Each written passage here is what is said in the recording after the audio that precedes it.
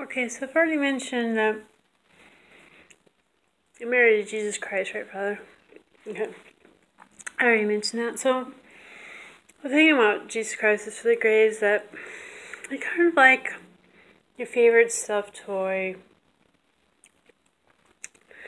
that you can throw on the floor when you're making your bed, or punch him, or twist him, or kick him, or pull his eyes out, and it doesn't hurt him. I know it's not really funny. I don't like hurting Jesus Christ, just that when I'm hurting, I just like to think of Jesus Christ suffering more than I am. So if I'm suffering more, and I don't think that an agony of a garden, or a scourging of a pillar, or a crowning of thorns, or carrying the cross, or crucifixion is enough suffering, I just think, Jesus, what if you were on Zybraxa in the agony of the garden? Or what if someone were whistling at you while you were being scourged? Or what if you had a paper cut on your finger while you were on the cross? Or what if they nailed your dick to the cross instead of just... Or what if Mary were stoned to death at the foot of the cross for adultery, if they were going to doubt your story? You also could have doubted her. So I just like to pile it on so that I feel better. And I know that's been a problem in our marriage because he thinks I'm a bad person for wanting to suffer so much, but I need the relief because I have suffered horribly, and most of it is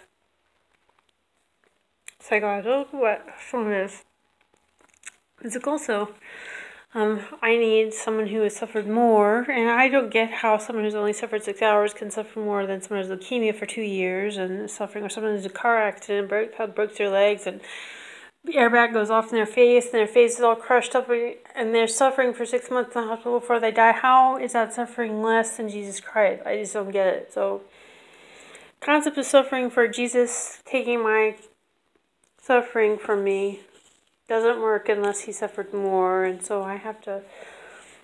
I know a whipping would hurt, and crowning of thorns would hurt, and carrying a cross would hurt, and crucifixion would hurt. And in the agony of the garden, I would have said, please, God, I don't want to do this. Can you please get me out of it? And I don't want a whipping, or crowning of thorns, or carrying a cross, or crucifixion, definitely. But Jesus didn't suffer mentally, or psychologically, at all. Period. He had friends, he had family, he had a loving mother, he knew God loved him, he knew he was doing the right thing. And even though those people were cruel and hateful to him, they were cruel and hateful to him physically, and they didn't torture his mind. And my mind has been tortured for 30 years, and 10 years in childhood before that, because my father was an asshole, and sexually, and verbally, and mentally, and physically, and verbally, did I ever say that? Psychologically abused me.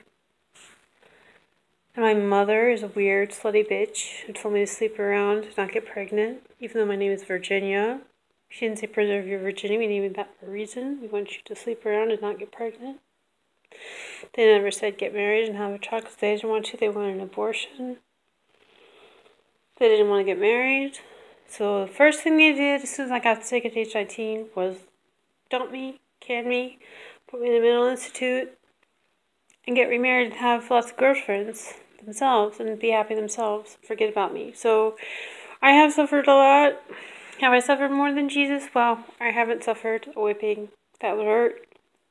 I haven't suffered a crown of thorns that would be very demeaning and belittling and humiliating.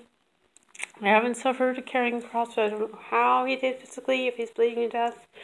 And I haven't suffered crucifixion, which would be nails, my hands and feet. And I've suffered all that other stuff for 50 years. And I've also suffered humiliation and been in trouble with the law. My rights been taken away legally. I've gotten cruel treatment in mental hospitals with needles in the rear, and I stayed at a place called Plymouth Home where there was no silverware. I had to eat with my hands, and there were rats and roaches, and the people were cruel and hateful and rude and controlling, and I didn't have any money. They wouldn't give me my credit card even though I had money in my bank. They wouldn't give me my credit card. They wouldn't give me my car. And I couldn't find a job because I couldn't go to interviews because I didn't have my car. Maximum security lockdown. I couldn't go out at night. So I couldn't get a job that let out late at night. I had to be home before the gate locked. In the morning I had to take this weird medicine. I've been on weird psychotropic medicines all my life, which hasn't helped. And it's just been a nightmare. So Jesus may have suffered horribly physically, much more than I ever have, because I've only got a needle in the rear. And the needle doesn't feel like whipping. I mean, needle's just one tiny like a mosquito. No big deal, right? When you're being held down by 4 or 5 burly security guards and being laughed at because you're saying, you're violating my rights, you're violating my rights, you're violating my rights, you're violating my rights. Is there a scale to cruelty? I created something called psychothermostat, which means that there's a scale of virtue, there's a scale of suffering, there's a scale of pleasure. But there's no scale for cruelty. It's either cruel or it's not. Jesus suffered cruelty, so have I. Has Jesus suffered more cruelty than I have? Physically, yes. Mentally, no. So that's why he's my savior, because I can always imagine him suffering more to give me relief. Is that all you want me to say, God? Okay, shut up.